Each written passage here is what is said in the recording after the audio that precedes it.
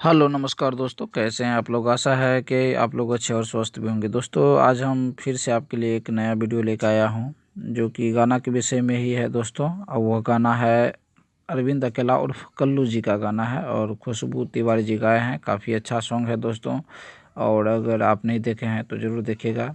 तो क्या है पूरी सच्चाई जानने के लिए हमारे वीडियो के अंत तक बने रहे और हमारे चैनल को सब्सक्राइब करके लाइक कर लीजिए। तो चलिए दोस्तों मैं आपको बता दूं कि गाना का नाम है गली में माल आइल बा। काफ़ी अच्छा गाना है, फिर से सुन लीजिए। गली में माल आइल बा बहुत अच्छा गाना है, आप सुनिएगा। अरविंद अकेला और कल्लू जी और खुशबू तिवारी जी का है, और म्यूजिक दिए हैं रोशन सिंह दिए हैं, और इसमें सपना चौहान जी हैं डांसिंग में, और एडिटर है आनंद कुमार उर्फ शांतु जी हैं। तो यह था आज का छोटा सा वीडियो, कैसा लगा कमेंट करके बताइएगा।